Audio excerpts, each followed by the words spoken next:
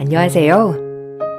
얼마 전 세상에서 제일 사랑하는 엄마와 이별을 한 30대 여성입니다.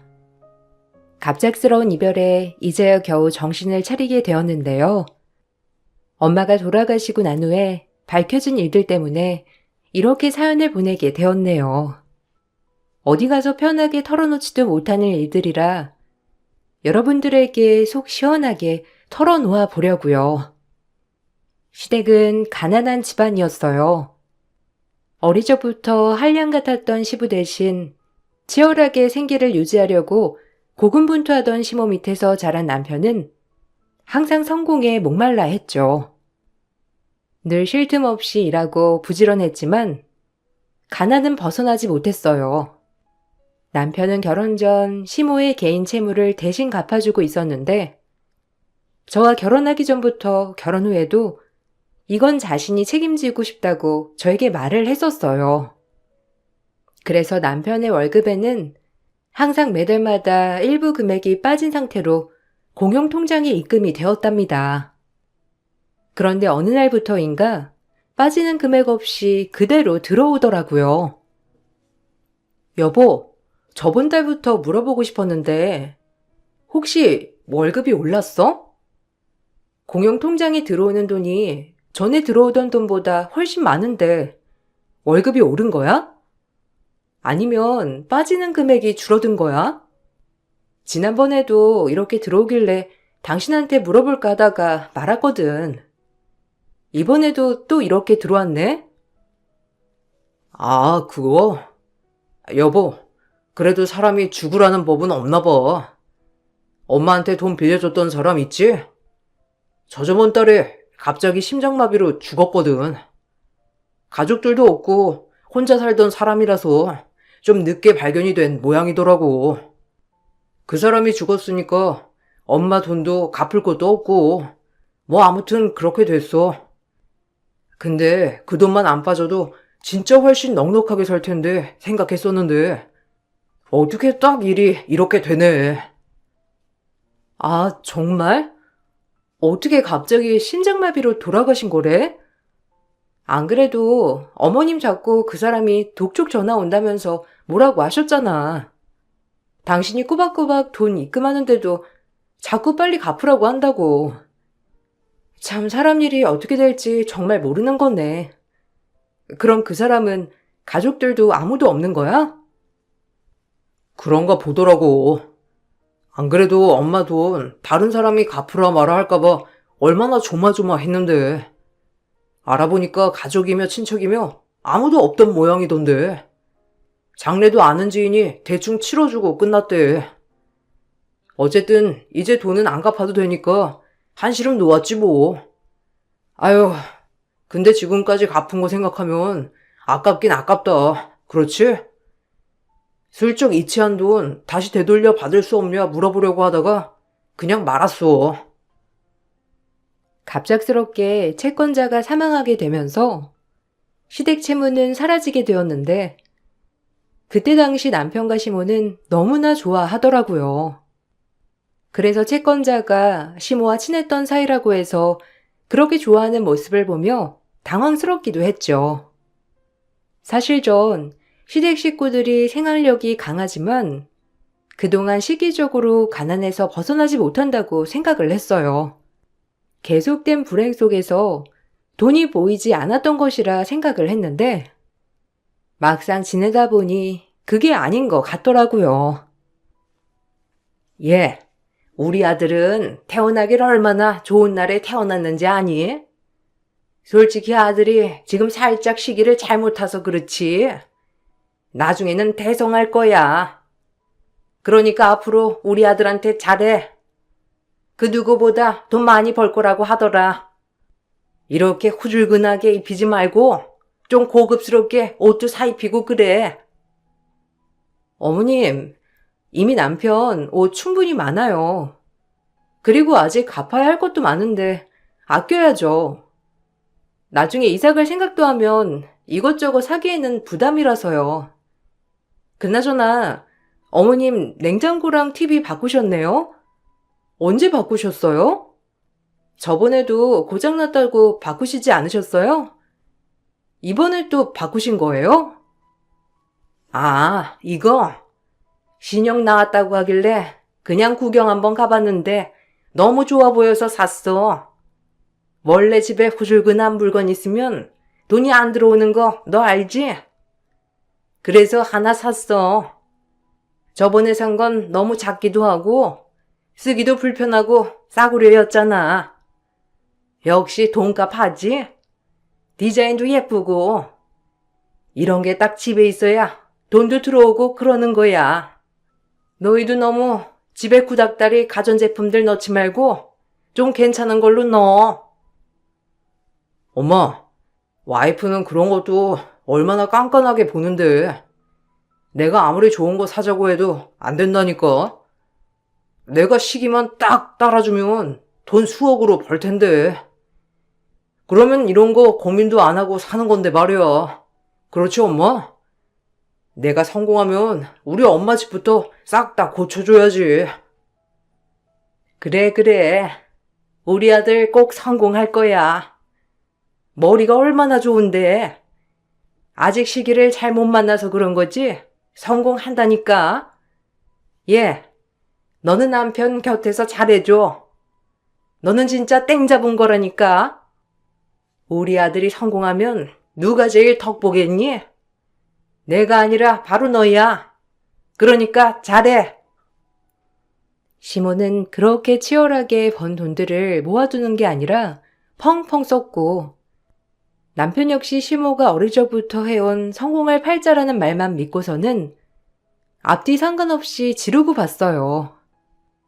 그런 시모와 남편을 보면서 가난을 벗어나지 못하는 이유가 있구나 싶기도 했죠. 그러던 중 남편이 회사에서 직원과 다투게 되면서 직장에서 잘리게 되었어요. 회사에서 잘리고 나서는 매일 집에서 게임만 하면서 밤낮이 바뀌었고, 그러다 보니 무기력증, 우울증이 생겼죠. 전 남편을 매일 어르고 달래면서 정신을 빨리 차릴 수 있도록 도와줬어요. 그렇지만 남편은 제 노력을 아랑곳하지 않고 매일 게임에 술에 한량이 따로 없다는 소리가 나올 정도로 매일매일 놀기만 했습니다. 어느 날은 시모가 찾아왔는데 그런 남편의 모습을 보면서도 저한테만 뭐라고 하시더라고요. 예, 아들 좀 편하게 자게 커튼도 좀 쳐주고 하지. 밥은 좀 먹고 자는 거야? 속 비우고 자면 나중에 일어나서 속 쓰릴 텐데. 안 되겠다. 내가 얼른 해장국 끓여줘야겠네. 집에 북어채랑 계란 있지? 가서 두부 좀 얼른 사와. 밥이라도 먹고 자야지. 저렇게 빈속에 잠자면 안 돼. 어머님, 뭐가 이쁘다고 밥을 먹여서 재워요. 어머님, 벌써 3달째 매일매일 게임만 하고 밥 먹을 때마다 술에 정말 정신 못 차리고 있어요. 어머님도 따끔하게 혼 좀 내주세요. 혼자도 아니고 이제 가정도 꾸렸는데 정신 차려야죠. 한두 달이야 그럴 수 있다 쳐도 벌써 3달째고 다음 주면 3달도 넘어가요. 살다 보면 그런 일도 있고 저런 일도 있는 거지. 넌 겨우 3달 네 남편 일 안 한다고 옆에서 그러고 있니? 그럴수록 옆에서 잘 챙겨줘야지. 네가 그렇게 애를 쪼아대니까 기죽어서 그러는 거 아니야? 그리고 우리 아들 결국에는 성공할 거야. 네가 그렇게 걱정 안 해도 다 제가 생각이 있어서 저러고 있는 거야. 어머님, 무슨 생각이 있어요? 전혀 아무런 생각도 없어요. 저 출근하고 나면 자고, 퇴근하면 제가 차려준 밥 먹고, 또 술 먹고 게임하고, 청소며 빨래며 뭐 하나 한 적도 없고, 집에서 그냥 게임만 하고, 술만 마시고, 숨만 쉬어요. 어머머, 너 우리 아들한테 집안일까지 시키니? 예. 아무리 그래도 가사는 여자가 해야지. 무슨 우리 아들한테 집안일까지 하라고 해? 그런 거 시키는 것도 다 자존심 상하는 일이야. 아내가 집에서 할 일이 뭐니? 남편 기 살려주는 거잖아. 그런 것도 안 하면서 투덜대는 게 어디 있니? 잔말 말고 당장 나가서 두부나 사와. 매일 탱자탱자 놀면서 아무것도 안 하고 지내던 남편이 전 답답했지만 종종 집에 오셨던 시모는 그런 남편에게도 다 생각이 있다면서 오히려 투덜거리는 제가 철이 없다며 절 나무라셨죠. 뿐만 아니라 시모는 혹여나 남편 기가 죽을까 싶으셨는지 매일매일 전화를 하셔서 남편에게 기죽을 필요 없다면서 다 잘 될 거라고 잘하고 있다며 남편을 달래긴커녕 동조해 주셨어요. 그렇게 시부가 일도 안 하고 집에만 있었을 때는 며느리 앞에서 욕도 서슴지 않았던 시모가 막상 아들이 남편과 똑같이 행동하는데도 시모는 아들 편이었죠. 그러던 어느 날 남편은 갑자기 동창회를 가야 한다면서 몇 달간 밖에 나가지도 않았었는데 갑자기 이발이며 옷까지 챙겨 입기 시작했어요. 동창회 이후로 무슨 바람이 불었는지 일을 시작해야 되겠다고 말하던 남편은 어느 날 저에게 진지하게 할 얘기가 있다고 하더라고요. 여보, 솔직히 나 지금 취업하기에는 나이도 있고 이제 와서 말단 직원으로 근무하는 것도 좀 아닌 것 같지 않아? 내 경력 살려서 취직이야 할 수 있겠지만 이 바닥이 워낙 좁으니 이미 나에 대해서 소문도 다 났을 텐데. 그래서 말인데 생각을 해보니까 사업을 시작하는 건 어떤가 싶어서. 갑자기 사업이라니?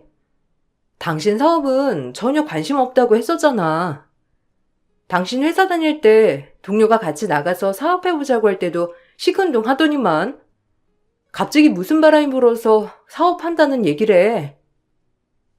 그게 이번에 동창회 갔는데 내가 평소에 관심이 있던 사업하는 친구가 있더라고. 걔가 나한테 사업 같이 해보지 않겠냐면서 물어봤는데 나도 처음에는 무슨 사업이냐 생각했었거든.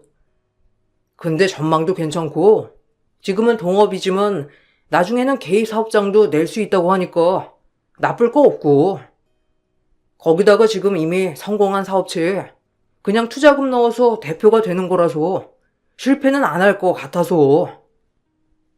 투자금? 여보, 우리가 투자금이 어디 있어? 우리 지금 당장 내년이면 이사도 가야 하고 아이도 안 가질 거야? 당신 아이 하나는 낳고 싶다며. 그러려면 지금부터 바짝 모아야지. 근데 투자금이라니 그런 게 어디 있어? 당신 동창회에서 이상한 소리 듣고 온 건 아니지? 잘 알아보고 나한테 말하는 건 맞아? 그래서 당신한테 말하는 거잖아. 지금까지 다 알아보고 사업장도 직접 다녀와 봤어. 가봤는데 장사도 잘 되고 그러더라고. 걔가 분점 내고 싶은데 믿고 맡길 만한 사람도 없고 그래서 고민하다가 이번에 동창회에서 날 보고 딱 느낌이 왔대. 돈은 저번에 장모님 유산으로 받으신 거 처분했다고 하시지 않았어? 그거 좀 빌리면 안 되나? 뭐? 당신 제정신이야? 그거 아빠 돌아가시고 재산 정리하면서 받은 거잖아. 어떻게 그걸 빌려달라고 할 수 있어? 그리고 그거 엄마 노후 자금이야. 우리가 도와주지 못하니 엄마가 그 돈으로 평생 사신다고 하신 건데 그걸 왜? 남편은 아빠가 돌아가시면서 받은 재산을 투자금으로 쓰고 싶어 했어요. 그렇지만 전 너무나 황당했죠. 그동안 시댁은 상황이 좋지 않으니 남편이 따로 용돈이나 생활비를 챙겨드려도 별말을 안 했었고, 그나마 좀 괜찮았던 친정은 아무것도 챙겨주지 않았었거든요.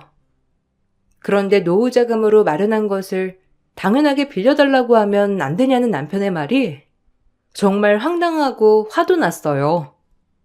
남편은 거기다가 이미 그 돈을 빌리면 엄마에게 달마다 조금씩 갚는 걸로 다 생각을 해놨더라고요. 그날 이후로 저희는 크게 다퉜고 말 한마디도 하지 않고 지내게 되었어요. 그러다가 며칠 후 남편이 갑자기 한 레스토랑으로 오라며 메시지를 보내왔더라고요. 화해를 하려고 그러나 보다 생각을 해서 퇴근하고 가보니 남편은 한 여자와 같이 앉아 있었어요. 여보, 인사해. 내가 저번에 말한 그 같이 동업하자고 한 동창. 내가 당신이 반대한다고 말했는데 얘가 당신이랑 꼭 만나보고 싶다고 해서 자리 마련했어. 당신한테는 미리 말하려고 했는데 말하면 안 나올까봐. 일단 앉아. 자세한 건 얘기 들어보고 그때 결정해. 안녕하세요. 저 동현이 친구 김민지라고 해요. 동현이 결혼할 때 제가 해외에 있어서 가보지 못했는데 이렇게 뵙게 됐네요. 반가워요. 안 그래도 동현이 사정 저번에 들어보고 저도 너무 안타까웠어요. 능력 있고 감각도 좋은 친구인데 일이 그렇게 돼가지고 얼마나 상심이 크시겠어요. 제가 어릴 적부터 동현이한테 신세도 많이 지고 그래서 이렇게 보답해주고 싶어서 권했던 거예요. 아, 그런데 이렇게 자리를 마련할 것까지는 없었는데요. 갑자기 이러시니 당황스럽네요. 어쨌든 좋은 의도로 말씀해 주신 건 감사하지만 저희가 그만큼 여유로운 상황도 아니고 아직 남편이랑 자세한 얘기도 나눠보지 못해서요. 아, 안 그래도 제가 자세한 내용 설명드려보려고 해서 자리 꼭 마련해달라고 한 거예요. 원래 남편이 하는 말은 와이프들이 잘 안 들으니까 아무리 설명을 해줘도 못 믿을 것 같으셔가지고 어쨌든 지금 여기 레스토랑 운영하는 걸 공동으로 관리하는 거예요. 투자금만 조금 드린다면 분점 낼 때 지점장으로 운영을 하게 될 거고요. 여기 들어보신 적 있으시죠? 제가 여기 운영하고 있어요. 아, 그러시구나. 그런데 저는 아직 남편이 사업하는 거에 대해서는 생각을 안 해봐서요. 전에도 남편이 사업에는 전혀 관심이 없다고 했었어서 갑자기 그렇게 말하는 게 저도 당황스럽고 어쨌든 어떤 말씀인지는 알겠어요. 나중에 남편이랑 더 자세히 얘기는 해볼게요. 남편은 화해를 위해서 자리를 마련한 것이 아니었고 결국 그날에도 남편과 크게 다퉜죠. 남편은 밑도 끝도 없이 반대만 하는 저를 이해할 수 없다고 했고 직접 가게도 봤으니 믿을만 하지 않냐며 저에게 오히려 큰 소리를 쳤어요. 전 남편이 뭔가에 쉰 건 아닌가 싶을 정도로 갑작스러웠죠. 그렇게 남편과 냉전이 계속되던 때 엄마에게서 연락이 왔어요. 바쁘니? 요새 정신없는 것 같아서 내가 말을 안 하려고 했는데 저번에 장서방이 우리 집에 찾아왔었어. 아니? 얼굴이 초췌해가지고서는 저녁 좀 얻어먹으러 왔다고 하길래 물어보니까 너랑 다퉜다고 하는데 무슨 일 있어? 아니, 무슨 일은 뭐. 그냥 살짝 다퉜어. 장서방 일 그만둔 거 엄마 알고 있지? 그 후로 일도 안 하고 매일 게임만 하고 술만 마시고 집에 있으니까 답답해서 좀 다툰 거야. 거기까지 가서 나랑 다퉜다고 말했어? 진짜 웃긴다 정말. 뭐 다른 말은 한 거 없고? 그게 장서방이 저번에 아빠 유산 처분한 거 있지? 7억. 그거 좀 빌려달라면서 나한테 말하긴 했는데 뭐 사업 같이 하자고 하는 친구가 있다며. 그 친구가 레스토랑 운영하고 이것저것 요식업 쪽에서는 꽤 잘하고 있는데 그 친구가 자기한테 도와달라면서 부탁했다고 하더라고. 투자금만 있으면 바로 일 시작할 수 있다면서. 그것 때문에 싸운 거야? 아, 거기서 결국 그걸 말했구나. 엄마, 장서방한테 절대 그거 빌려주지 마. 사업한다고 요즘 난리야 난리. 사업 한번 해본 적도 없으면서 갑자기 투자금만 있으면 대표 된다 어쩐다 난리라니까. 아직 정신 못 차렸어. 엄마, 그거 빌려주지 말고 돈도 없다고 해. 내가 괜히 저번에 유산 정리할 때 남편이랑 같이 다녀가지고선. 그래도 장서방도 생각이 있으니까 나한테까지 찾아와서 부탁한 거 아니겠니? 들어보니까 친구가 여자라서 그래서 네가 반대한다는 소리도 있던데. 그 친구가 자기가 여자라 가지고 사업하는데 좀 무시당하고 그런 게 있다고 했나 봐. 장서방이 덩치도 있고 좀 묵직하게 생겼잖니. 그래서 장서방한테 도와달라고 했다던데. 직장에서도 잘리고 힘들 텐데 너무 기댈 곳도 없는 애한테 뭐라고 하지 말고 잘 달래서 말해봐. 너도 힘들잖아. 엄마가 도와줄까? 남편은 결국 엄마에게까지 돈을 빌려달라며 찾아갔더라고요. 처음엔 그 소리를 듣고선 어처구니도 없고 너무 화가 났어요. 제가 절대 안 된다고 했음에도 엄마에게 찾아갔다는 게 너무 괘씸했죠. 그런데 그 후로 남편은 저와 엄마를 불러 어떻게 사업을 할 거고 어떻게 돈을 갚을 거며 혹시라도 잘못됐을 때 어떻게 할 것인지 모든 계획을 다 말을 해줬어요. 남편은 처음이자 마지막으로 도전을 하고 싶다는 의사를 밝혔고 저와 엄마는 결국 전 재산 7억을 빌려줬죠. 엄마는 혼자서 일하며 아등바등 사는 제가 안쓰러워 남편에게 돈을 빌려준 거였지만 남편은 그걸 아는지 모르는지 투자금을 만들었다는 거에 너무 기뻐했어요. 전 남편에게 돈을 빌리는 대신 차용증을 꼭 써야 한다고 당부했어요. 여보, 아무리 그래도 우린 가족인데 자영증까지 쓰는 건 좀 너무하지 않아? 거기다가 친구 이름까지 올려야 한다고 하면 친구도 좀 불편해하지. 그냥 좀 편하게 하자. 이렇게 빡빡하게 하면 나도 좀 서운하지. 나만 잘 되자고 그러는 거야? 같이 잘 되자고 그러는 건데. 7억이 누구 용돈이니? 엄마랑 아빠가 뼈 빠지게 벌어서 모은 돈에 아빠가 유일하게 남긴 유산에 이것저것 다 우리 가족 전부를 다 넣은 돈이야. 거기다가 엄마 노후 자금이기도 하고. 그걸 그렇게 빌려갔으면 엄마한테도 뭔가를 보여주긴 해야 하잖아. 어차피 당신 잘 갚을 거라는 거 알지만 그래도 할 건 해야지. 그래, 내가 뭐 이 돈 받아가지고 튀겠어? 우리 가족 다 잘 살자고 하는 일인데 당연히 잘 갚지. 근데 차용증까지 쓰는 건 좀 서운하다는 거지. 친구한테는 뭐라고 하면서 써달라고 하냐? 그냥 친구는 빼고 나만 쓰면 안 되는 거야? 투자금이라며. 그 친구도 우리 엄마한테 돈 빌려서 투자하는 거 알고 있다고 했잖아.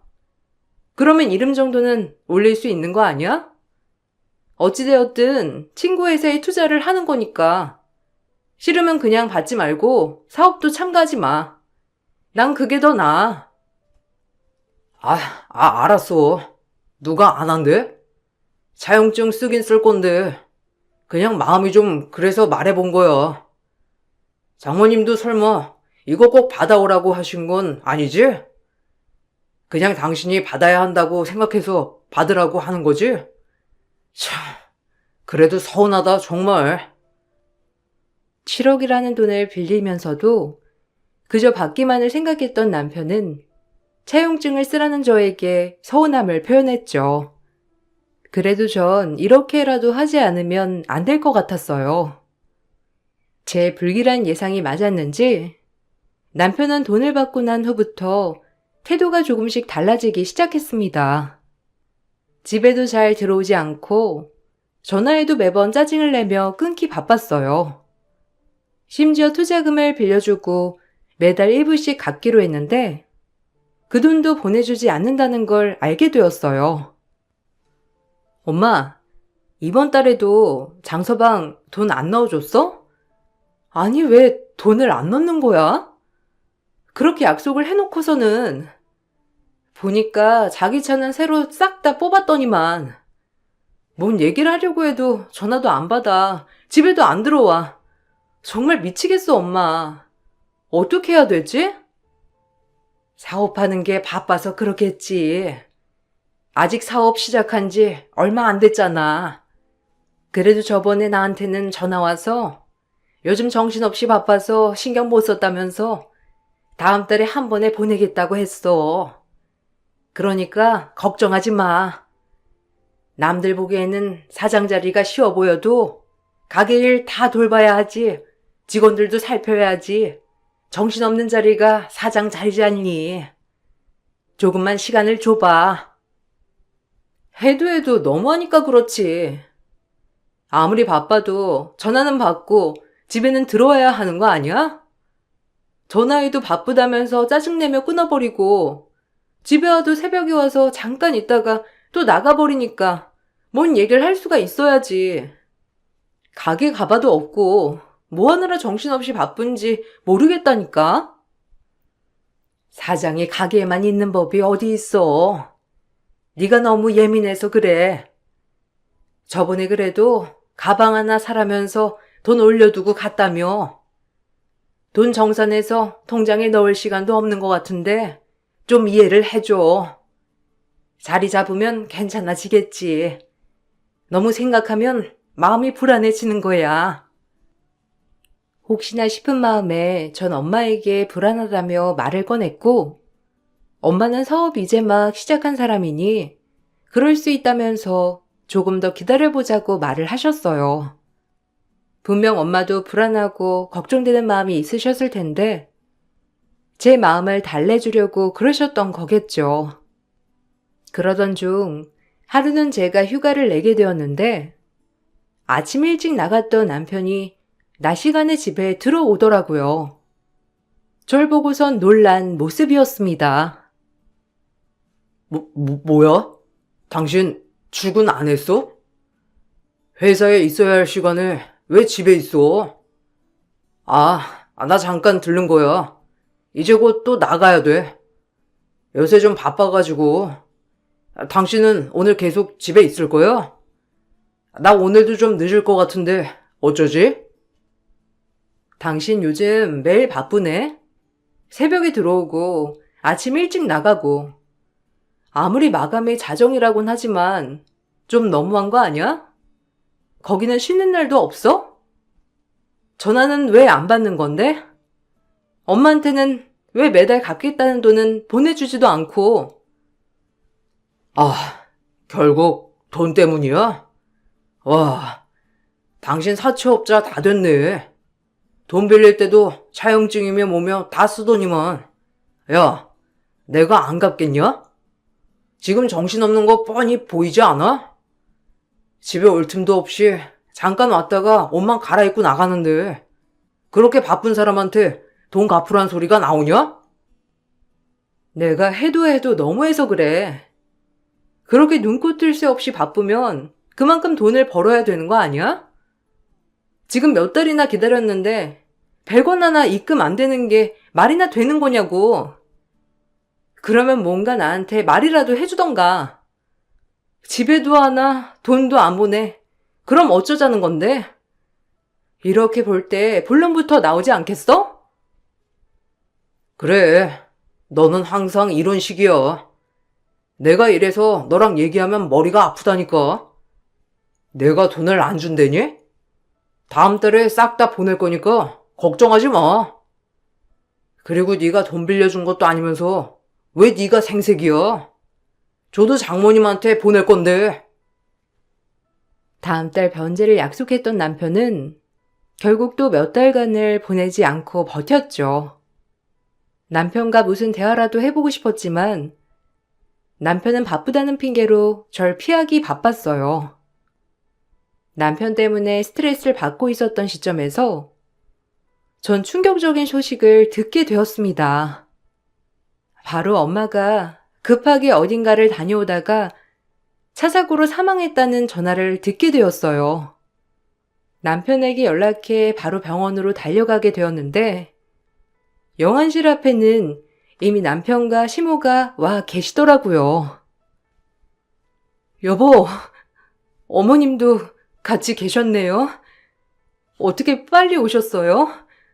일단 엄마 신원 확인을 해야 한다고 하셔서 들어가서 확인해 봐야 할 것 같아요.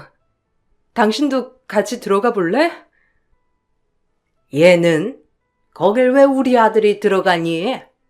너 혼자 가서 확인하고 나오면 될걸.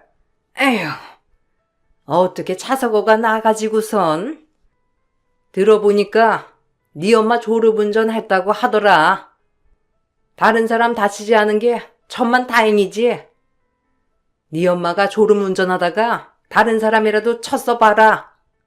그거 우리 아들이 죄다 배상해 줘야 하고. 어쨌든 불행 중 다행 아니니? 어머님, 어떻게 그런 말씀을 하세요? 근데 졸음운전이요? 엄마가 졸음운전을 했대요? 아까 전화할 때는 그런 말 안 하시던데. 조사 결과가 벌써 나온 거예요? 어제 분명 일찍 주무신다고 하셨는데. 일찍 자도 나이 먹으면 일찍 일어날 수도 있는 거고 잠 못 잘 수도 있는 거 아니니? 뭔 그렇게 대꾸를 하고 있어? 얼른 들어가서 네 엄마 만나 확인해봐. 아휴, 우리 아들 여기까지 오느라 고생했는데 장례 치르려면 힘들 건데 근처에서 밥이라도 먹고 오자. 우리 아들 헛돈 안 쓰겠네. 오히려 엄마가 돌아가신 걸 알고서는 시모는 영안실 앞에서 콧노래를 부르셨죠. 그런 시모를 말리기는커녕 남편은 은근히 좋아하는 듯 했어요. 그 두 모자의 모습을 보며 전 피눈물을 삼키고 엄마를 확인하러 영안실에 들어갔습니다. 시신덮개를 들춰보니 다른 곳은 멀쩡한데 오른손이 꽉 쥐어진 상태로 펴지지 않은 모습이더라고요. 무슨 일인가 해서 물어보니 아마 돌아가시기 전에 무언가를 꽉 쥐고 있었던 것 같다며 나중에 사후 경직이 풀리면 확인할 수 있을 거라는 답변을 듣게 되었죠. 장례를 치르기 전에 엄마 손에 쥐어져 있는 것을 확인할 수 있었는데 보니 USB더라고요. 뭔가 중요한 것 같아 전 바로 USB에 들어있는 것을 확인했습니다. 그 안에 들어있는 것은 무척이나 충격적인 것들이었어요. 그 안에는 블랙박스와 각종 서류들이 들어 있었습니다. 블랙박스에는 남편과 같이 사업한다던 동창 여자와 대화 내용이 녹음되어 있었죠. 들어보니 둘 사이는 심상치 않았어요. 진한 애정 표현을 하며 나눈 대화 내용에는 저에게 꼬투리를 잡아 이혼 소송을 할 거라며 7억 빌린 건 어떻게 할 거냔 상간녀의 말에 남편은 다 수가 있다며 걱정하지 말라고 했습니다. 웃으며 말하는 남편의 목소리를 듣고선 전 소름이 돋았어요. 전 부검을 의뢰했고 엄마의 몸에선 다량의 수면제 성분이 나왔습니다. 전혀 처방을 받아 본 적도 없는 수면제였죠. 신고를 하고 난 뒤 알게 된 건 바로 남편과 시모의 계략이었고 남편은 조사를 받게 되었어요. 사실을 확인하려고 남편을 만났을 때 정말 화가 치밀어 오르더라고요. 당신 도대체 뭐 하려고 그랬던 거야? 엄마 사고 있었던 날 당신 왜 엄마네 집에 갔던 건데? 왜 엄마 몸에서 당신 엄마가 처방받던 수면제 성분이 나온 거냐고. 진짜 우리 엄마 사고 나게 하려고 했던 거야? 진짜 그래서 빌린 돈 안 갚으려고 했던 거냐고. 내가 설마 그랬겠어? 나 그렇게 나쁜 사람 아니야. 그냥 단지 어머님이 주무시면 자용증 없애고 그러려고 한 거지. 그 자용증 때문에 당신이 나한테 그렇게 막말하는 게 보기 싫어서. 그래서 그런 거야. 어머님이 운전까지 할 줄이야 내가 알았겠냐고. 지금 그게 말이 돼? 당신이랑 헤어지면서 아파트 CCTV 보니까 엄마도 차 타러 가는 거 뻔히 보이더구만. 무슨 운전을 할 줄 몰랐다고 하는 게 말이 되냐고. 당신이 우리 엄마 돌아가시게 만든 거야. 알아? 그냥 그건 사고야. 내가 그런 게 아니라고. 자동차 사고였는데 어떻게 내가 그랬단 거야. 당신 어머님 돌아가시니까 제정신이 아닌가 본데 내가 그런 거 아니야. 난 결백해. 내가 잘못한 거 없다니까. 조사해보면 그것도 다 나오겠지. 당신이고 당신 엄마고 상관녀고 내가 끝까지 쫓아가서 다 복수할 거니까 그렇게 알아. 엄마가 얼마나 원통했으면 죽을 때까지 손에서 그걸 놓지를 못했겠어. 내가 다 복수할 거야. USB에는 한 가지 서류가 더 있었는데 차용증을 쓰고 난 후 다시 작성된 서류였어요. 엄마는 제가 그렇게 고민을 하고 있을 때 직접 남편과 상간녀를 찾아갔었고 그때 다시 서류를 쓰셨던 모양이더라고요. 몇 달 동안 변제하겠다던 돈을 받지 못했으니 다시 변제가 안 되면 되돌려 주겠다는 서류였죠. 엄마는 변호사도 대동해 공증까지 받으셨는데 남편은 저와 있을 때 작성한 차용증이 아닌 그 서류를 없애려고 일을 꾸민 것이었어요. 시모는 그동안 남편의 행동을 모두 다 알고 계셨고 이미 상간녀를 며느리 삼고 있었더라고요. 저를 찾아와 제 앞에서 막말을 퍼부으셨죠. 내가 너 처음 시집 올 때부터 마음에 안 들었었는데 우리 아들이 그렇게 좋다고 하니 겨우겨우 허락해 준 거였어. 아니? 그런데 결국에는 우리 아들 인생을 이딴 식으로 망쳐? 내가 뭐라고 했어? 우리 아들 받들면서 살라고 했지? 받들기는커녕 이렇게 망쳐놓는 게 말이나 되니? 망쳐놓아요? 누가 누구 인생을 망쳐놨는데요? 이미 저 말고 며느리 한 명 더 들이셨잖아요. 어머님 제가 언제까지 모를 줄 아셨어요? 외도 저지르고 있었던 아들 그렇게 감싸도니까 좋으세요? 아, 그거 아시는지 모르겠는데 저희 엄마한테서 나온 수면제 어머님이 처방받으신 거던데요?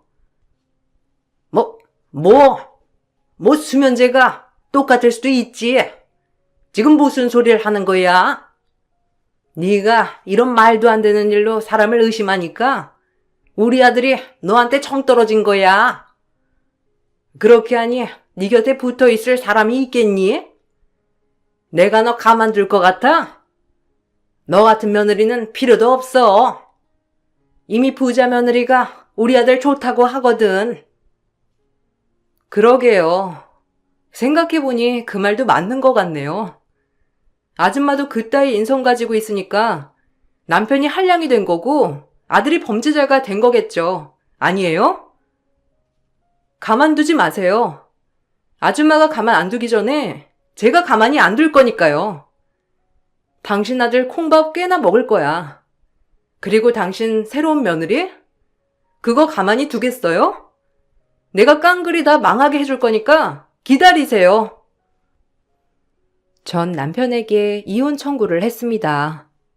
당연히 상간녀에게도 위자료 청구를 진행했죠. 동시에 남편은 경찰 조사를 받게 되었고 상간녀 또한 투자금을 회수하지 않은 이유로 사기죄 고발도 당하게 되었어요. 전체 친구들을 총동원해 상간녀의 실태를 소문냈고 레스토랑까지 영향을 미치게 되었어요. 결국 그 레스토랑은 인터넷에서 물매를 맞게 되었고 문을 닫게 되었어요. 남편은 형사처벌을 받게 되었고 상간녀는 사업도 망하고 저에게 위자료도 지불하게 되었습니다. 폭풍 같았던 시간이 지나가고 이제야 엄마를 보내주게 되었네요. 그동안 마음도 많이 흔들렸지만 엄마를 생각하며 냉정하게 준비했거든요. 처음에는 자신의 혐의를 부인하던 남편도 조사 과정에서 모든 게 다 밝혀졌고 징역 12년의 형을 받게 되었어요. 그렇게 시모가 국가밥을 먹을 거라고 하더니만 결국에는 이렇게 끝이 나게 되었네요. 마지막으로 엄마가 잠든 곳에 들려 펑펑 울고 나니 속이 시원해지는 것 같습니다. 엄마가 빌려줬던 7억이라는 돈은 남편과 상간녀 재산을 처분하면서 다시 되돌려받게 되었어요. 전 엄마가 살던 집도 정리하고 그동안 고향에 내려가고 싶다고 말했던 엄마 소원대로 엄마 고향에 가 살려고요. 제 긴 사연 들어주신 분들께 감사드립니다. 여러분들도 행복하시고 건강하시길 바랄게요. 안녕하세요. 군고구마를 먹는 추운 계절이 오면 어김없이 생각나는 사람이 있어요. 저에게 참 군고구마를 맛있게 구워줬던 사람이죠. 오늘은 그 사람과 관련해서 이야기를 풀어볼까 합니다. 늦은 나이 인연이라고 생각하는 사람을 만나 결혼을 했어요. 나이가 많아서 그런가 시어머니는 반대했지만 남편 또한 결혼 정년기에 비해 꽤나 많은 나이였기 때문에 시어머니의 태도에 어이가 없었어요.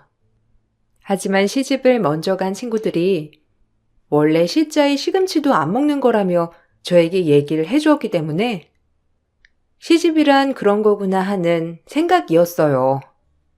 결혼을 하자마자 지극한 효심에 깊었던 남편은 시어머니를 모시고 살자고 했고 나이에 비해 이뤄놓은 것이 많지 않은 남편이었기 때문에 제가 살고 있는 전셋집에 시어머니를 모시자고 하는 거였어요. 가뜩이나 좁은 집에서 이렇게 세 식구 사는 게 처음엔 숨막힐 것 같은 마음이 들었고 이게 맞나 싶은 의문이 들었습니다.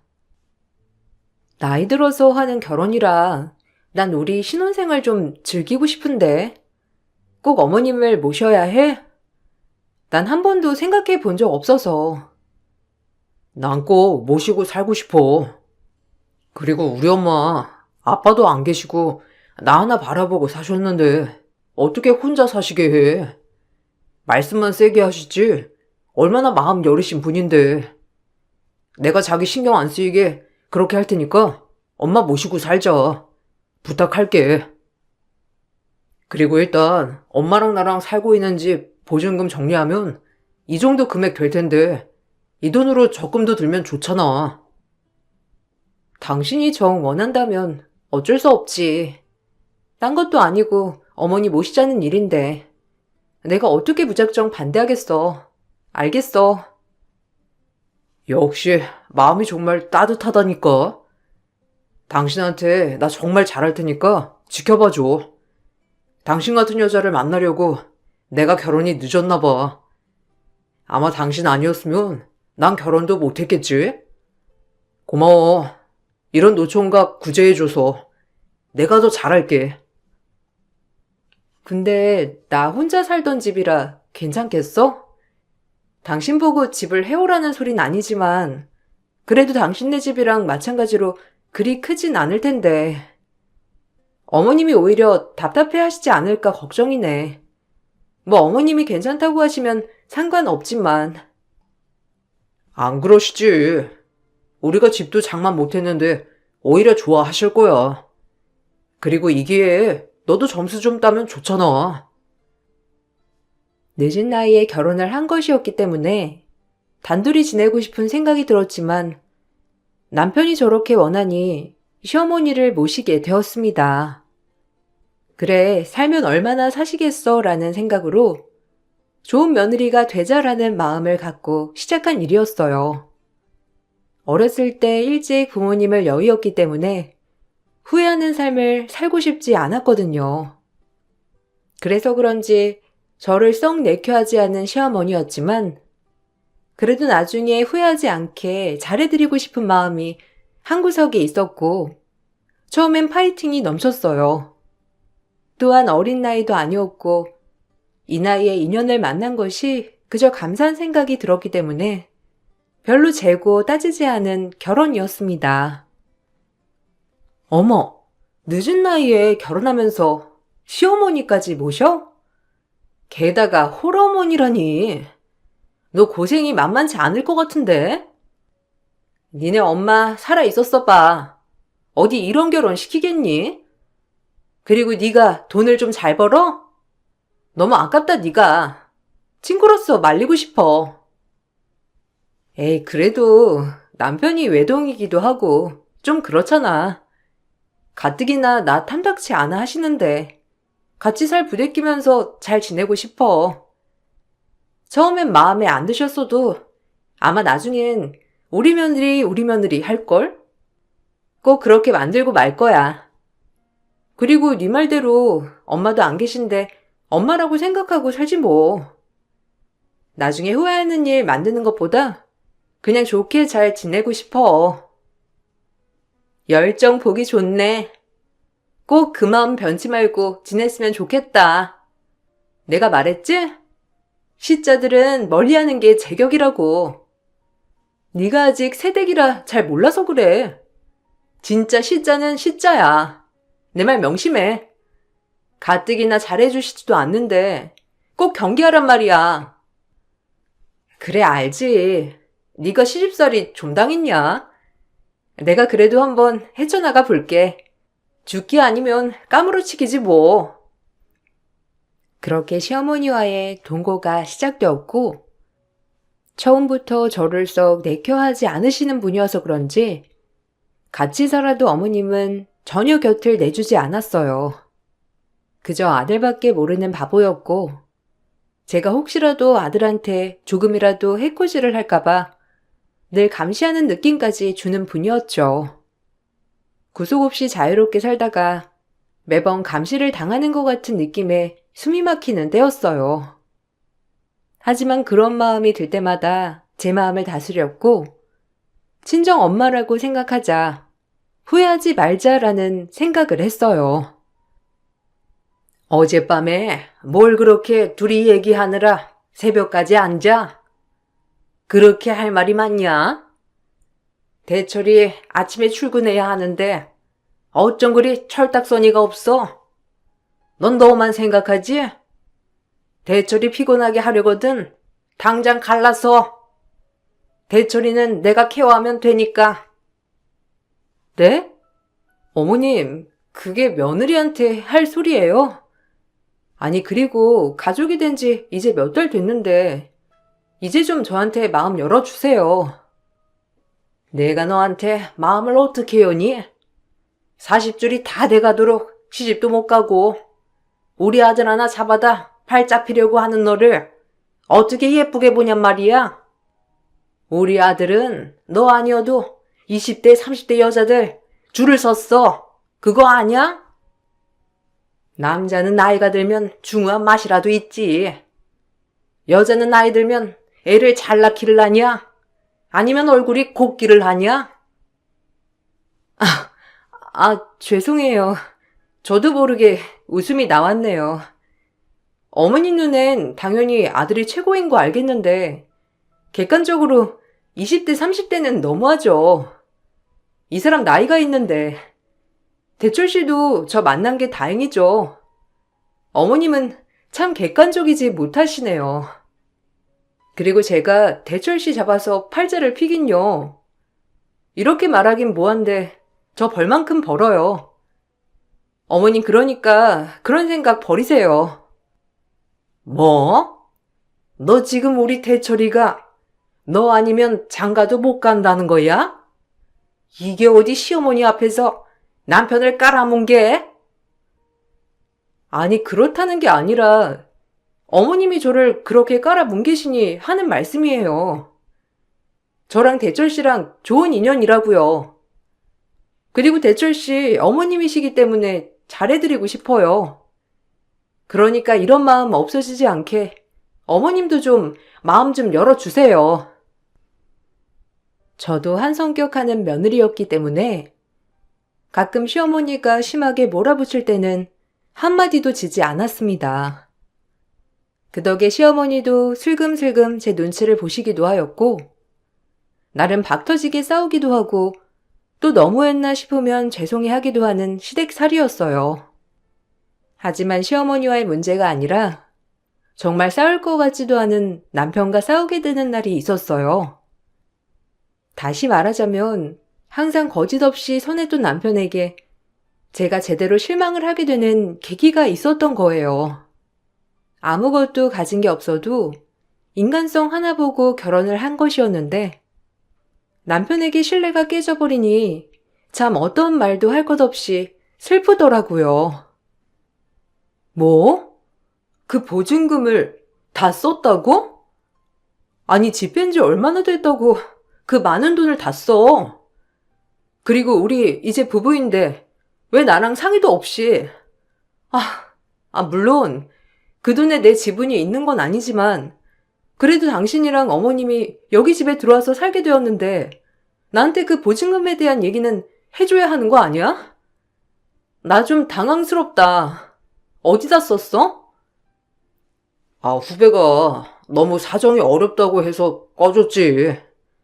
나 거절 잘 못하는 거 알잖아. 어렸을 때부터 친한 후배인데 어떻게 모른 척해? 뻔히 나 당신 집으로 이사 들어오는 거 아는데 상의 못해서 미안해. 당신이 당연히 안 된다고 할 줄 알아서. 당연히 안 된다고 할 줄 알면 더 정확히 날 설득하고 이해시켜야 하는 거 아니야? 진짜 어이없어서 말이 안 나온다. 진짜 미안해. 내가 생각이 짧았어. 한 번만 봐주라. 후배한테 닥달해서 그 돈 꼭 받아낼게. 그러니까 화 풀어. 돈은 당연히 받아내는 건데 난 당신 태도에 대해 얘기하는 거야. 진짜 너무 실망스럽다. 내가 꼭 허수아비 같아. 상의도 없이 그 큰 돈을 빌려줬다는 말에 참 어이가 없으면서도 이럴 거면 나랑 결혼을 왜 했나 싶었어요. 우리 미래를 위해 적금을 넣겠다고 하더니 그렇게 뒤에서 남에게 돈을 꺼줄 줄은 정말 몰랐거든요. 그렇지만 이미 벌어진 일 어쩔 수가 없었고 그렇게 제 화를 다스리며 이번 한 번만 넘어가기로 했습니다. 하지만 결정적으로 남편의 말은 거짓말이었고 그 돈을 시어머니에게 썼다는 사실을 알게 되었습니다. 그것도 시어머니의 고소권 합의금으로 말이죠. 사실 어머님은 정말 드세다 못해 억센 분이셨고 입만 열면 동네 사람들과 감정 싸움을 하시는 분이었어요. 그날도 찜질방에 놀러 갔다가 동네 아주머니와 옥신각신 말다툼을 하다 시어머니는 분에 못 이겨 그 아주머니에게 무력을 썼고 그렇게 합의금으로 집 전체 보증금을 주어야 했던 거예요. 그리고 갈 곳이 없어지자 남편과 시어머니는 저희 집에 들어와서 살게 되었던 거죠. 아유, 저 여편네 모시고 살기 힘들지? 새댁도 진짜 성격 무던한가 봐. 저런 여편네랑 어떻게 살아? 신기하네. 예, 근데 나름 좋으세요. 저희 어머님에 대해 잘 아시나 봐요. 저희 결혼식에서 뵌 것 같기도 하고. 잘 알지. 내가 그냥 그 여편네 아들 봐서 결혼식은 갔다만. 아들이 불쌍하지. 평생을 지 엄마 뒷바라지에. 아니다. 어쨌든 새댁도 보통은 아닌가 봐. 저런 시어머니 모시고 있는 거 보면. 그래도 아들은 착하니까 뭐. 잘 살아봐. 아주머니의 눈빛이 저를 참 안쓰럽게 바라보는 눈빛이었지만 그땐 미처 알지 못했어요. 그 뒤에도 엄청난 비밀이 있다는 것을요. 이 사실을 전 시장에 갔다가 우연히 시어머니 지인으로부터 듣게 되었고 그분은 오히려 제가 몰랐던 사실이라고 하자 저에게 본인이 말했다고 하지 말라며 신신당부를 하더라고요. 이 엄청난 비밀을 숨긴 남편과 시어머니를 어떡할까 싶었어요. 진짜 기막힌다. 두 분이 어떻게 그렇게 감쪽같이 저를 속여요? 그러면서 저한테 뭐가 그리 당당하다고 구박하신 거예요? 미안해. 그래도 엄마 깜빵 가게 할 수는 없잖아. 그 아주머니가 엄마 속을 긁었대. 막 남편 자랑하면서. 엄마가 오죽하면 그랬겠어? 가뜩이나 아빠 먼저 떠나보내고 힘드셨을 엄마인데 참고 참았던 게 그날 터진 거지. 이해해주면 안 될까? 어렸을 적 부모를 잃은 제 앞에서 아빠가 먼저 떠나셔서 엄마가 절이 됐다는 말이 와닿지가 않았어요. 오히려 핑계처럼 들리기도 했고, 남편은 저에게 한 번만 봐달라며 사정을 하였지만, 어머님은 표정부터가 아주 매섭고 반성이 없었습니다. 그래, 솔직히 얘기했으면 이해가 가지. 근데 나한테 적금 들었다고 하고, 또 들키니까 후배 꺼줬다고 하고, 어머님이 얘기 좀 해보세요. 저랑 대철 씨 이혼하라고도 하셨잖아요. 그럼 어디 가서 사시려고 그런 큰 소리를 치신 거예요? 사람이 살다 보면 실수할 수도 있는 거지. 넌 뭐가 그리 깨끗해서 우리 아들을 쥐잡듯 잡아? 잘난 것도 없는 게 집 하나 있다고 유세 떤다. 고작 천세 살면서. 그리고 너 막말로 대철이 아니었으면 시집도 못 갔잖아 평생. 안 그러냐? 어머님은 정말 저한테 미안한 마음이 조금이라도 없으시죠? 진짜 너무하시네요. 항상 당당하시고 뭐가 그리 잘나셔서 제가 그렇게 마음에 안 드시는지. 저 정말 열심히 살았고 착실하게 지금까지 올라왔어요. 고작 나이 좀 많은 게 흠인가요? 그럼 대철 씨는요? 대철 씨가 저보다 6살이나 많은데 도대체 왜 그러시는 거예요? 그리고 이번 일 얘기하면 어머님이 저한테 미안하다고 할 줄 알았어요. 대철엔 잘못 없다고 이해해달라고 하실 줄 알았는데 끝까지 어머님은 뻔뻔하시군요. 뭐라고? 너도 나한테 맞고 싶냐? 그래, 나 원래 이런 사람이야. 그래서 뭐 내쫓겠다고? 어디 마음대로 해봐. 엄마, 그만해요. 여보, 내가 사과할게. 미안해. 엄마가 원래 자존심이 강하셔서 사과 못 하시는 거 알잖아. 이해 좀 해줘. 시어머니는 그 말씀을 하시고 방문을 쾅 닫고 들어갔고, 정말 같이 살고 있지만 진짜 너무 싫더라고요.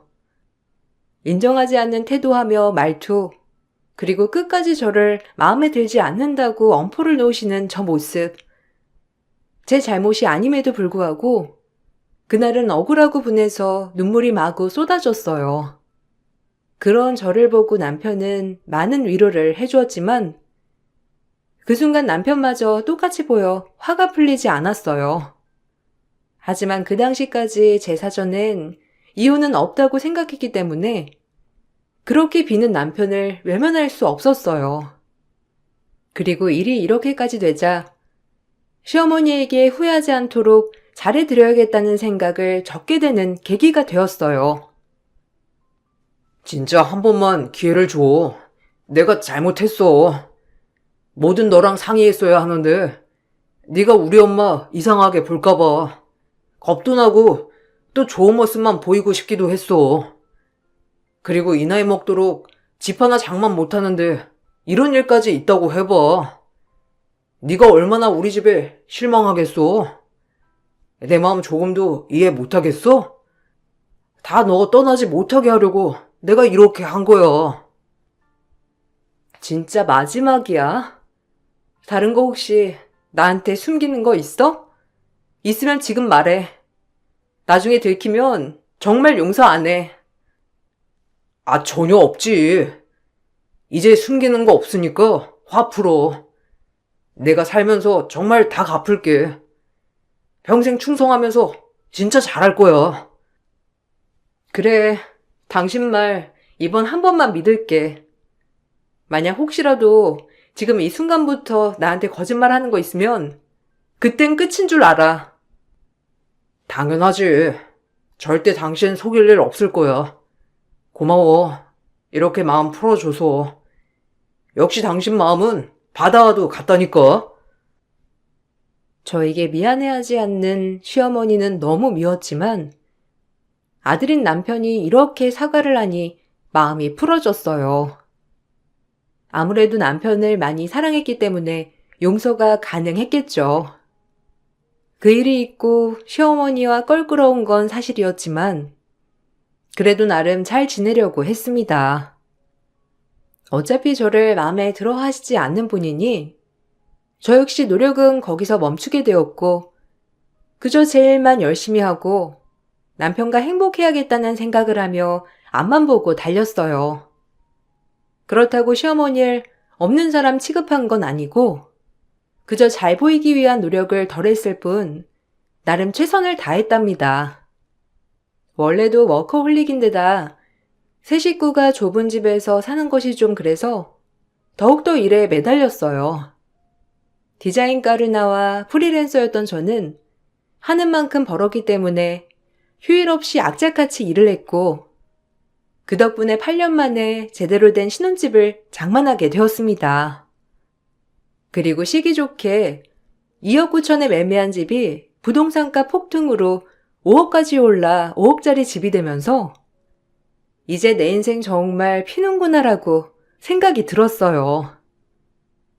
진짜 독하다 너. 어떻게 집까지? 근데 그럴 줄 알았어. 너 같은 애가 집도 사는 거지. 정말 대단해. 대철 씨도 좋아하지? 대철 씨는 무슨 복이 있어서 그 나이에 너를 만나 이렇게 인생이 피냐? 솔직히 대철 씨가 널 잡은 게 땡 잡은 거지. 아니야. 남편이 나한테 얼마나 잘해주는데. 식구도 없는 나를 옆에서 지켜주고 감싸주는 게 제일 큰 거지. 뭐 능력 있고 돈 많으면 단가? 나같이 외로운 사람은 대철 씨처럼 다정다감한 사람을 만나야 해. 그러니까 우린 잘 만난 거지. 부럽냐? 그래, 부러워서 그런다. 그나저나 집 도배는 다시 한다고 했지? 내가 아는 분 소개해 줄까? 그래도 아는 분이 낫잖아. 그럼 나야 좋지. 그래, 도배랑 장판 새로 해야 하는데 잘 됐다. 내가 인테리어 끝내고 정리 좀 되면 한턱 쏠게. 그렇게 친구에게 소개를 받아 한 시공업체 도배 기사님을 알게 되었고 그분께 꼼꼼히 저희 집 도배를 부탁드렸어요. 동네에서 워낙 도배를 많이 해보신 분이기도 하고 이리저리 업체를 알아보는 것 또한 여간 보통 일이 아니라 바로 결정했어요. 그리고 도배가 끝날 무렵 인사도 드리고 집 좀 점검할 겸 집에 들렀는데 그날 저에겐 되돌릴 수 없는 날이 되었답니다. 그 도배 기사님의 한마디에 저의 인생이 180도 달라졌고 그로 인해 지금의 제 가치관 또한 변하게 되는 계기였으니까요. 오늘이 마지막이라서 드리는 말씀인데, 사모님, 시어머니 믿지 말고 꼭 해봐요. 보이는 게 다가 아니니까. 네? 저희 시어머니를 아세요? 아니 어떻게... 그리고 무슨 말씀이신지 그냥 속 시원하게 말씀해 주시면 안 될까요? 아무래도 보여드리는 게 낫겠다 싶어 이렇게 보여드립니다. 사모님은 아시고 계셔야 할 것 같아서 말이죠. 지난번에 신랑분이랑 시어머니라고 하면서 같이 종종 여기 왔었잖아요. 저도 그때 딱 알게 됐어요. 어떻게 이런 일이 참... 8년 만에 장만한 5억 신혼집에서 시공을 마친 도배 기사님이 저에게 의문의 녹화본을 슬쩍 건네주는데 전 그 영상을 보고 그 즉시 생각할 겨를도 없이 112를 눌렀습니다. 그리고 그 파장은 어마어마했고 저 역시 충격에 아찔한 정신이었어요. 네가 감히 날 신고를 해? 네가 무슨 근거로 날 신고를 해? 저 대철이랑 살면서 어떻게 나를 이렇게 곤란에 빠뜨려? 어머님이 지은 죄는 받으셔야죠. 어떻게 그런 행동들을 하고 돌아다닐 수가 있어요? 대철 씨를 위해서라도 조사 받으세요. 네가 뭔데 나한테 이래라 저래라야? 아니 그리고 증거 있어? 네가 뭘 한다고 나서? 여자가 드색이나 해가지고. 아고 조용히 하세요. 다 증거 확보했으니까. 참 나이 드신 양반이 창피한 줄 아셔야지. 어디 와서 큰 소리예요? 네? 그 증거 나도 좀 보여줘요. 아니 나라는 증거 있어? 아주 쌍으로 사람 하나 잡는 거 아주 우습네. 야, 너 때문이야. 진짜 가지가지 하시네요.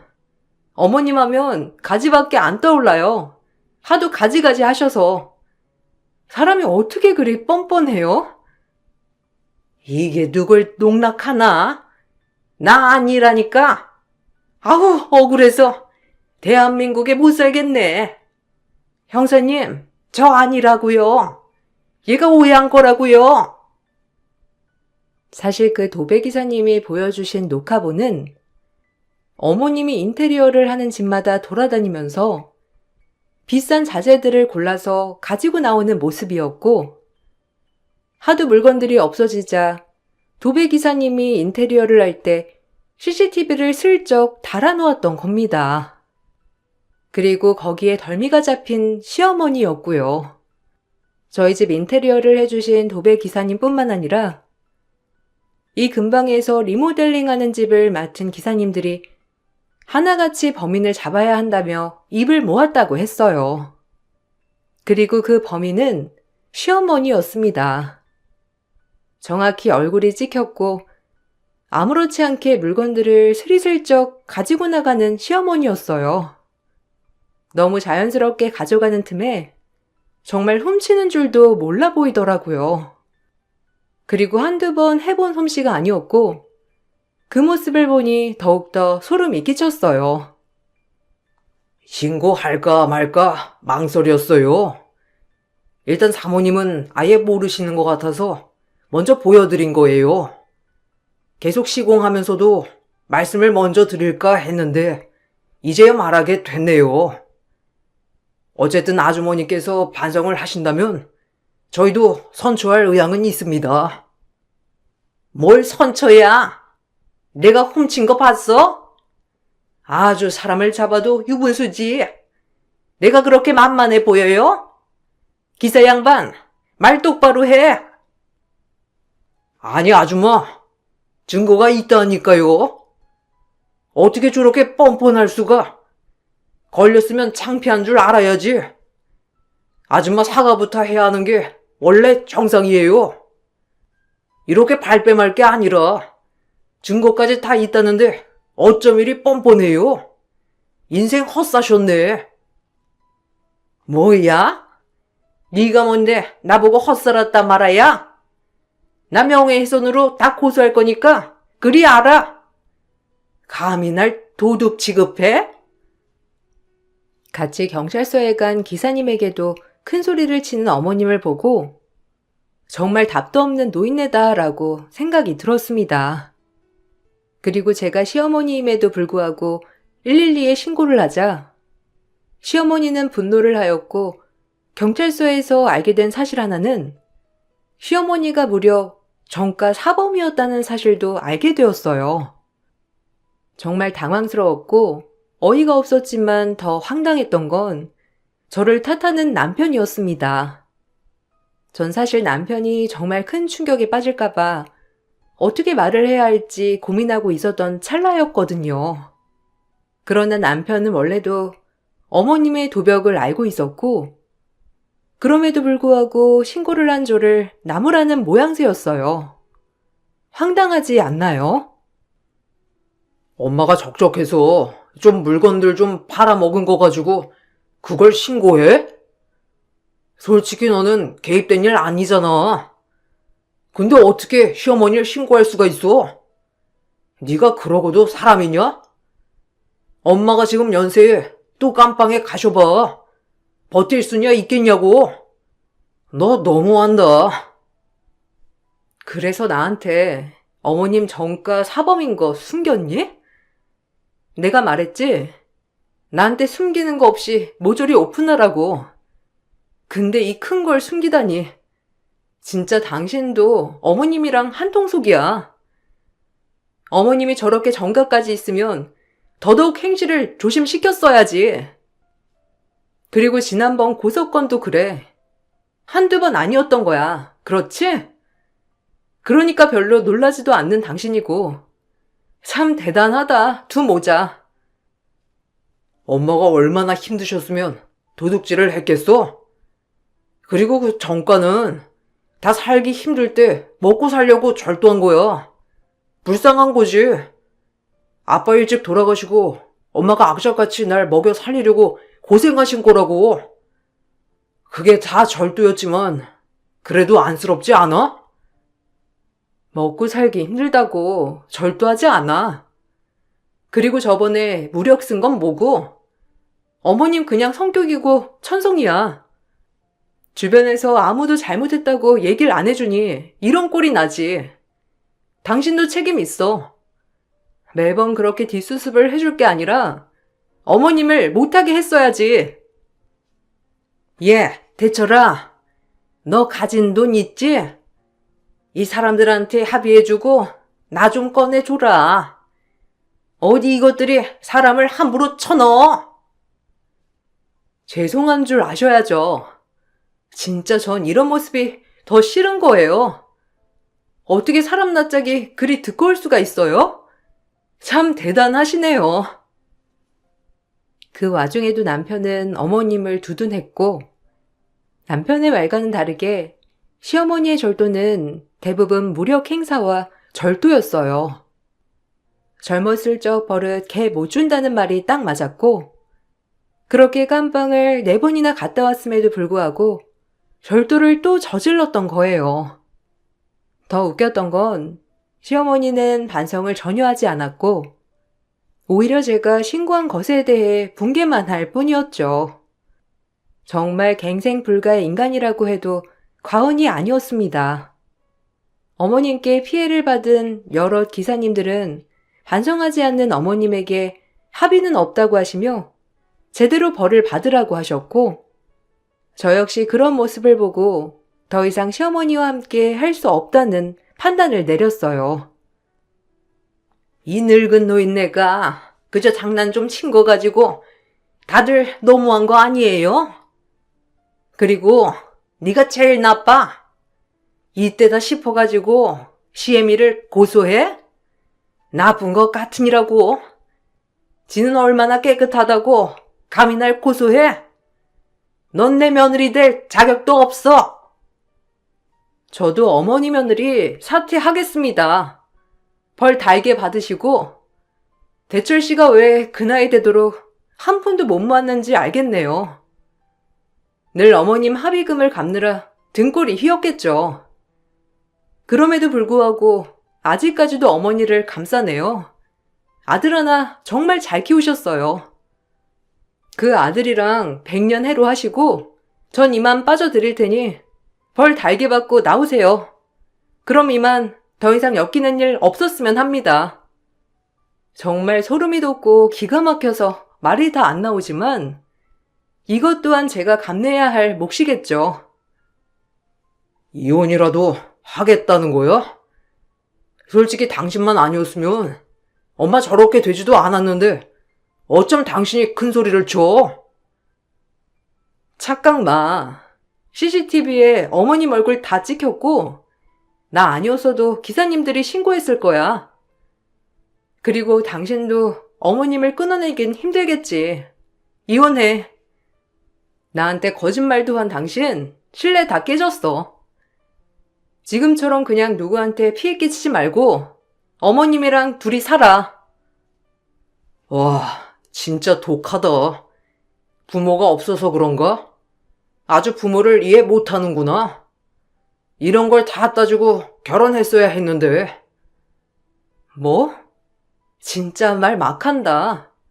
그래, 이제 안 볼 사이라 이거지? 이럴 때 천성이 드러나는 거야. 당신 천성 잘 봤어. 이만 끝내자. 전 이 말을 마치고 경찰서를 빠져나왔고, 어머님은 그제야 기사님들에게 합의를 요청했지만, 처음부터 반성하지 않는 태도를 보여준 어머님을 기사님들은 용서하지 않았죠. 결국엔 징역 10년형이 떨어졌는데, 동종 전가가 있었기 때문에 가중처벌이 되었거든요.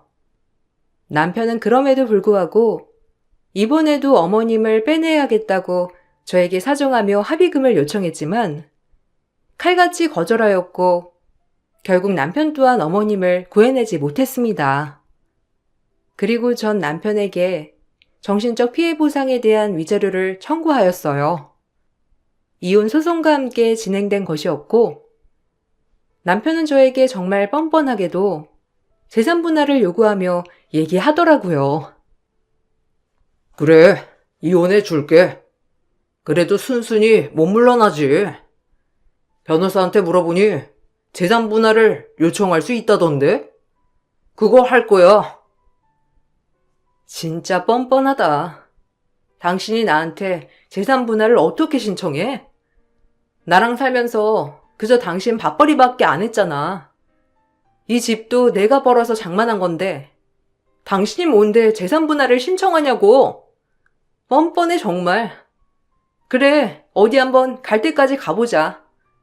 남아있는 정마저 털리게 하는구나. 절대 가만 안 있어. 두고 봐. 눈에는 눈, 이에는 이니까. 어디 한번 끝까지 가보자고. 누가 이기나. 이혼하자고 한 걸 후회하게 해줄게. 너같이 부모도 모르고 날뛰는 애? 나도 가만히 있을 수 없지. 한번 해보자. 그렇게 남편은 저에게 재산 분할을 신청했고, 전 남편에게 위자료를 청구하였습니다. 시어머니의 전가 사실을 숨기고 저와 결혼을 한 것이었고, 이로 인해 이혼까지 간 것이니 말이죠. 참 이혼 소송을 하면서 느낀 것이 한국 법은 조금 억울하게 되어 있더라고요. 남편은 이 집 재산에 대해서 아무것도 한 게 없었지만 법원에선 분할을 하라는 판결이 떨어졌어요. 정말 억울하여 항소까지 했지만 비율이 줄어들었을 뿐 분할을 해줘야 한다는 거였어요. 제 재산의 20%를 분할해 주라는 판결이었고 제가 집을 2억 9천에 매매했기 때문에 남편은 5,800만 원이라는 돈을 가져갈 수 있었습니다. 엄청 억울했지만 쥐구멍에도 벼뜰 날이 있듯 남편은 저에게 막대하게 위자료를 줘야 했어요. 7천만 원이라는 위자료였는데 혼인의 파탄 사유가 명백히 남편에게 있고 시어머니의 전가 사실을 숨겼으니 저에게 정신적 피해 보상을 입혔다는 게 명백했거든요. 그로 인해 남편이 저에게 청구한 재산 분할은 하나만 난 결과였고 그나마 다행이라고 생각했습니다. 내가 가만히 있을 줄 알았니? 고맙다. 이제 당신한테 미련 하나 없어. 늦은 나이에 결혼은 왜 해가지고 그냥 살던 대로 살걸. 미안해. 이렇게라도 해야 네가 떠나지 않을 것 같아서 꼬장 한번 부려본 건데 어찌됐건 결과가 이렇게 되었네. 위자료 입금해. 대출이라도 받아서 말이야. 그리고 평생 어머님 뒤치다꺼리 하면서 살아. 그게 당신이 가지고 있는 그릇에 어울리니까. 날 담을 수 없는 그릇이었지 당신은. 참 어떻게 보면 불쌍하기도 하면서 미련하기 그지없다. 우리 사이에 애가 없어서 천만 다행인 것 같아. 누구 신세 망치지 말고 혼자 어머님 봉양하며 잘 살아봐. 그게 남편과 마지막이었어요. 남편은 돈이 없을 텐데도 불구하고 깔끔하게 위자료를 보냈더라고요. 아무래도 대출을 받은 것 같았고, 전 그리고 곧바로 이사를 하여 새로운 집에서 새 출발을 시작하였습니다. 제 집에서 나간 남편은 원룸 하나 얻어서 시어머니의 옷바르지를 하고 있다는데 정말 대단한 효심났다고 생각했어요. 충격을 안 받았다고 하기엔 너무 큰 타격이 있었지만 그래도 지금이라도 벗어난 것에 대해서 감사해야 하는 마음을 가져야 할 것 같아요.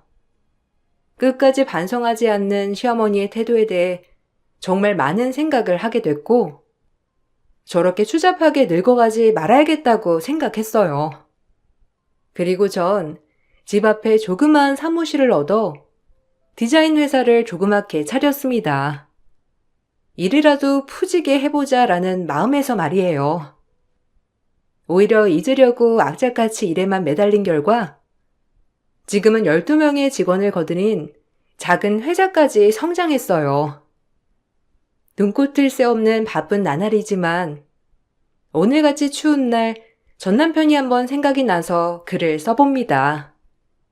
제 글을 읽어주셔서 감사드리고 여러분들은 후회하지 않는 선택을 하시길 바랄게요. 감사합니다.